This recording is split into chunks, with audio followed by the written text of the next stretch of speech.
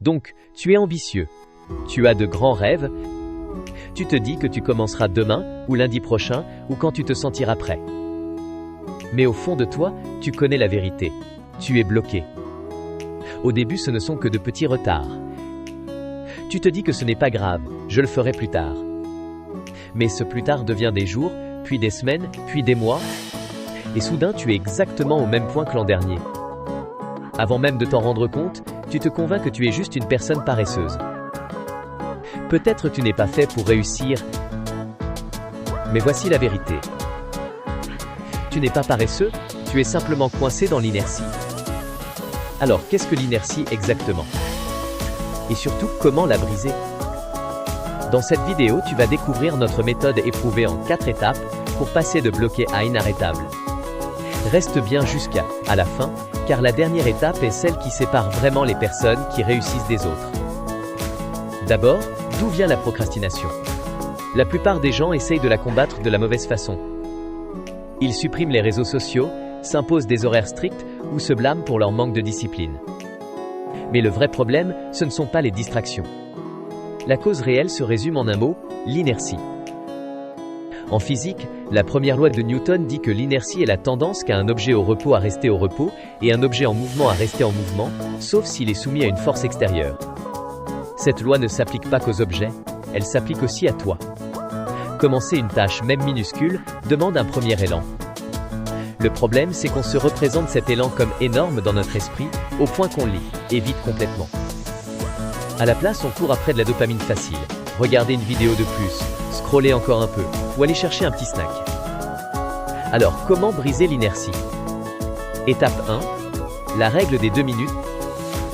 La clé est simple, rend la première étape tellement facile qu'il est impossible de la refuser. Si tu te dis « je dois écrire un essai de 3000 mots, allez », ton cerveau résiste. C'est trop lourd.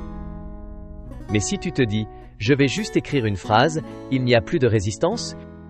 Une phrase, c'est simple. Et une fois que tu as commencé, tu as déjà brisé l'inertie. Au lieu de t'engager à faire tout un entraînement, engage-toi simplement à mettre tes chaussures de sport. Au lieu de promettre de lire pendant 1 heure, lis juste une page. Ce premier pas enclenche la dynamique et soudain tu fais plus que prévu. Étape 2, l'action précède la motivation. As-tu déjà remarqué qu'une fois que tu commences quelque chose, c'est plus facile de continuer? C'est parce que le mouvement crée la motivation. Beaucoup pensent qu'ils doivent être motivés avant de commencer.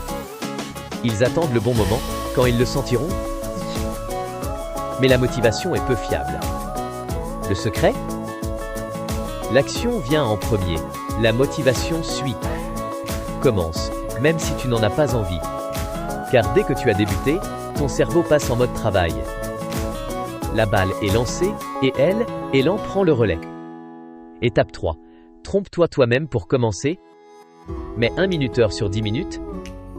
Dis-toi, je vais juste travailler 10 minutes et après j'arrête. Quand le minuteur démarre, tu travailles. Pas de distraction, pas d'excuses. Et quand il s'arrête, tu as la permission de t'arrêter. Mais voici le piège, la plupart du temps, tu n'en auras pas envie. Une fois lancé, s'arrêter devient bizarre. Tu te dis, allez, encore un peu. Et avant même de t'en rendre compte, ça ne te dérange plus de continuer. Étape 4.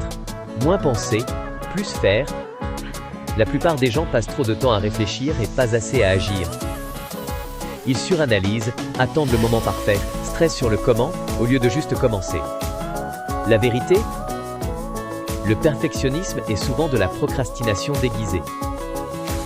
La meilleure façon de le battre, baisse la pression.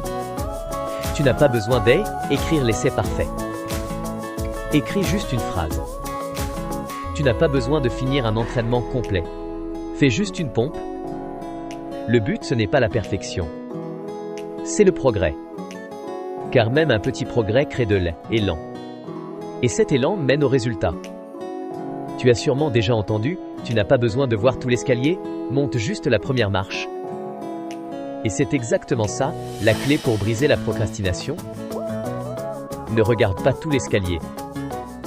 Regarde juste la première marche. Une fois franchie, la suivante paraît plus facile. Et avant que tu t'en rendes compte, tu es tout en haut.